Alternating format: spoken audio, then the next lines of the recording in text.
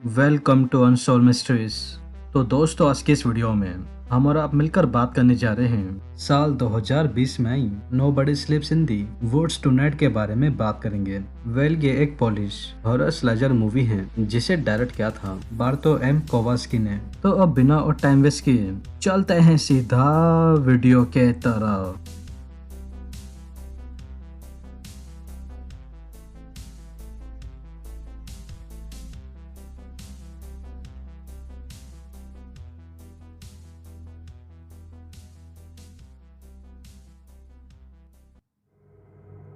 So all right, movie की starting एक बहुत ही अनएक्सपेक्टिंग इंटेंस सीन को दिखाकर होती है, जिसमें हम सभी एक 40 साल के पैट्रिक नाम के बंदे को देख पाते हैं, जो कि ये एक प्रोफेशन से एक पोस्टमैन था और बस हर एक आम दिन के तरह अपने टाउन सिम्पैर के एक लोकल जंगल जैसे एरिया में आकर, जहाँ पर बेसिकली लुकरिंग नाम की कोई फैमिली पिछले 25 साल से रिया करती थी। पैट्रिक वो बस एक पोस्ट लेटर इस फैमिली को डिलीवर करने के लिए ही जा रहा होता है। तो तभी ही इसी ही दौरान पैट्रिक उन लोगों के घर के ठीक बैकयार्ड के तरफ से, जिधर बेसिकली एक बेसमेंट बना हुआ था, उस जगह से इसको बहुत ही तेज की किसी की चिल्लाने की आवाज सुनाई देती है। तो जिसे सुन पैट्रिक इमीडिएटली ये तुरंत ही उस आवाज को फॉलो कर भागकर उससे बेसमेंट की तरफ जाकर इस बारे में पता करने की कोशिश करता। तो तभी ही उसी ही दौरान उसी ही बेसमेंट के अंदर से कोई बड़ा ही क्रीपी सा दिखने वाला आदमी वो सीधे पैट्रिक की टांगों को पकड़ घिसड़ते हुए अंदर ले जाकर बेसमेंट के अंदर ठीक उसके नीचे से दो टुकड़े कर बहुत ही बुरी तरीके से जोर से खींचकर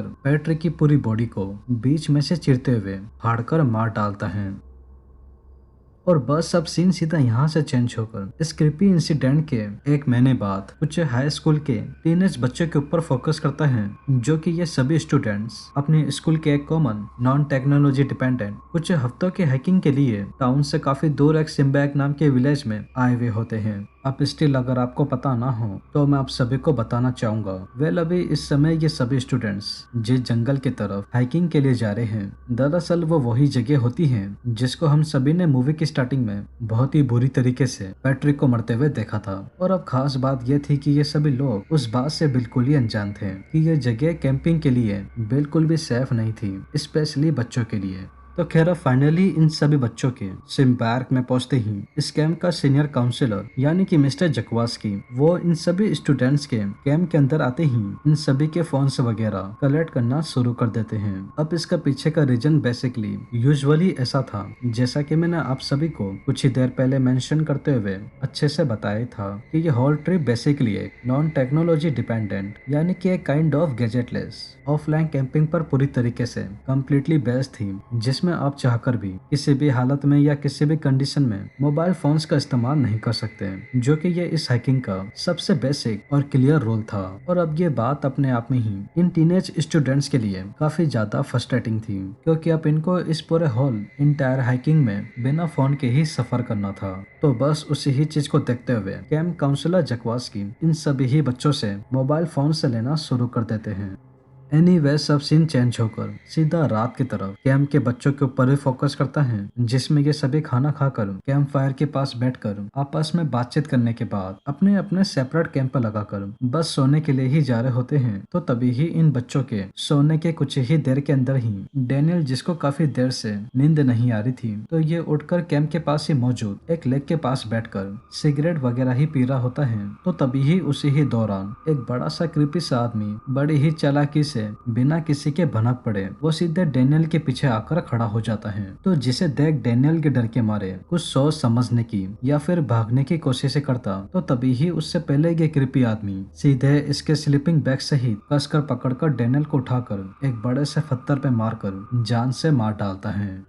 एनीवे सब सीन सीधा चेंज होकर नेक्स्ट मॉर्निंग कैंप के सीनियर मेंबर्स के ऊपर फोकस करता है, जिसमें काउंसलर बैरक ये इन सभी कैंपर्स को इकट्ठा कर डैनियल के अचानक से मिसिंग होने के बारे में बातचीत करने की कोशिश करती हैं, ऐसा पूछते हुए कि किसी ने लास्ट नाइट डैनियल को कैंप के आसपास देखा भी था कि नहीं। बट अनफॉर्चुनेटली इनमें से किसी भी बच्चे को डैनियल के बारे में पता नहीं होता। अब इसका रीजन क्या था तो वो हम सभी को लास्ट नाइट अच्छे से पता है। तो अब इस काइंड ऑफ ट्रिकी सिचुएशन को देखते हुए काउंसलर बराक ये इन सभी बच्चों को अपने साथ इस पूरे आसपास के एरिया की डैनियल को ढूंढने के लिए छानबीन करने के लिए कहती हैं। तो वेल अब ये सभी बच्चे बाराक की बात को मानते हुए छानबीन कर रहे होते हैं। तो तभी ही इन सभी की नजर इस जंगल के अंदर मौजूद एक पुराने से खंडर घर के ऊपर पड़ जाती है, जो कि ये वही घर होता है जिसको हम सभी ने मूवी की स्टार्टिंग में पोस्टमैन पैट्रिक को इसे ही घर के बाहर बुरी तरीके से मरते हुए बहुत ही अच्छे से देखा था। तो खैर मीनवाइल अब ये सभी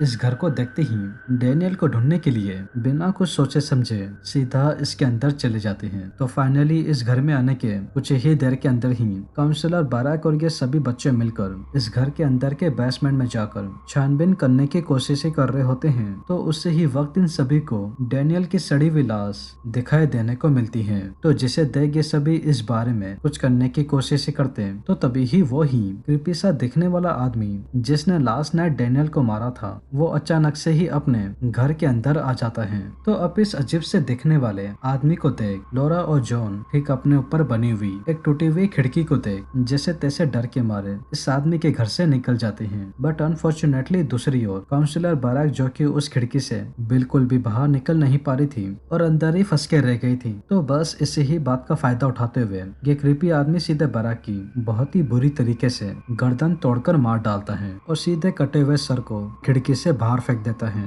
तो अब इस अनएक्सपेक्टिंग बिट्रोल सीन को देखते हुए घर के बाहरी की तरफ खड़े लॉरा और जॉन अपनी आंखों के ठीक सामने काउंसलर बाराक को इस तरीके से मरते थे उस क्रीपी आदमी के बारे में कैंप के काउंसलर और कुछ और दूसरे बच्चों को बताने के लिए ही जाते। तो तभी ही उससे पहले वही क्रीपी आदमी केटी और रिक को अपने ठीक सामने लेक साइड एरिया पे बात करते थे, जो कि वो इस सिचुएशन से बिल्कुल ही अनजान थे। तुरंत ही अपने हाथों में एक बड़ा सा लकड़ा ले सीधे इसको केटी के सर के पीछे बहुत ही बुरी तरीके से घोप कर मुंह के आर पार कर भयानक तौर से मार डालता है। लेकिन अभी इतना ही नहीं, रिक जो कि वो इस इंसिडेंट को इतने पास से देखकर डर गया था और अपने ठीक पीछे खड़े इस क्रीपी आदमी को देख डर कर इधर से भागने की कोशिश करता। तो तभी ही उससे पहले ही वो आदमी सीधे रिक के बालों सहित पकड़कर हवा में उठाकर अपने दोनों अंगूठों से उसकी दोनों आंखों को फोड़कर पास ही में खड़ी घास कटिंग मशीन में जैसे तैसे रिक की बॉडी को तोड़कर एक बहुत ही फैसिनेटिंग वे में मार देता है। तो अब फाइनली इस मूवी के एंडिंग में लॉरा और जॉन ये दोनों अपने ठीक सामने अपने साथी कैंपस की इतनी भयानक मौत को देख बस उस क्रीपी आदमी से बचकर रोते हुए भागते हुए जान बचाने की कोशिशें कर रहे होते हैं। तो इसी ही दौरान लॉरा की नजर इसी ही जंगल के अंदर मौजूद शेरिफ की कार के ऊपर पड़ जाती है, जो कि वो बेसिकली पेट्रोलिंग के लिए आए हुए थे। तो लॉरा और जॉन के तुरंत ही उनके पास जाकर उसी ही क्रीपी आदमी से अपनी जान बचाने के बारे में शेरिफ जॉन को कहते हैं। तो अब शेरिफ जॉन के बच्चों की इन बातों को सुनते ही तुरंत ही इनको अपनी कार में बिठाकर इस जंगल के एरिया से लेकर ही जा रहे होते हैं। तो तभी ही वो ही क्रीपी सा दिखने वाला आदमी एक बड़ी सी कुल्हाड़ी लेकर ठीक इनकी कार के सामने आ जाता है। तो जिसे देख शेरिफ जॉन की अपनी कार से निकलकर उस आदमी को अपनी गन से शूट करने के लिए ही जाते हैं। तो तभी ही जॉन के शूट करने से पहले ही वो आदमी अपनी कुल्हाड़ी से जॉन को ऊपर से लेकर नीचे तक एक ही झटके में काट कर मार डालता है, जो कि अब ये सीन हमको साफ साफ रॉन्ग टर्न 2 की याद दिलाता है। तो खैर एनीवेज बाय द वे, तो अब जॉन को मारते ही ये क्रीपी आदमी ठीक अपने सामने की तरफ कार के अंदर बैठे लॉरा और जॉन को अपनी कुल्हाड़ी से मारने के लिए ही जा रहा होता है। तो तभी ही लॉरा ये इस आदमी को अपने पास आते थे तुरंत ही अपनी कार को स्टार्ट करके सीधे इसको जोर से टक्कर मार कुचलते हुए मार देती है। और बस हमारी ये मूवी एक बहुत ही नॉर्मल एंडिंग के साथ, जो कि हर स्लेजर मूवी में हमको देखने को मिलती है, ठीक इधर ही एंड हो जाती है। वेल अगर आप इस मूवी को स्टिल पर्सनली देखने में बिलीव करते हैं तो आप सभी को ये मूवी यूट्यूब पर सर्च करने पे मिल जाए तो ठीक है, वरना आप मुझे इंस्टा पे डीएम कर सकते हैं, जिधर मैं आप सभी को इस मूवी का लिंक दे दूंगा। बाकी अगर मुझसे इस मूवी के एक्सप्लेनेशन को लेकर कोई गलती हो गई हो जिसको मैं कवर करना या फिर बताना भूल गया हूँ तो प्लीज मुझे कमेंट्स करके जरूर बताइएगा। तो वेल दोस्तों, यही थी नोबडी स्लीप्स इन दी वुड्स टुनाइट की एक्सप्लेनेशन एंड आई होप आप सभी को ये वीडियो जरूर पसंद आई होगी। और अगर वीडियो पसंद आई हो तो चैनल को सब्सक्राइब किए बिना और वीडियो को लाइक किए बिना बिल्कुल भी मत जाइएगा, क्योंकि मैं अपने आने वाली वीडियो में ऐसे ही और मूवीज के एक्सप्लेनेशन लेकर आता रहूंगा। तो तब तक के लिए take care and peace out.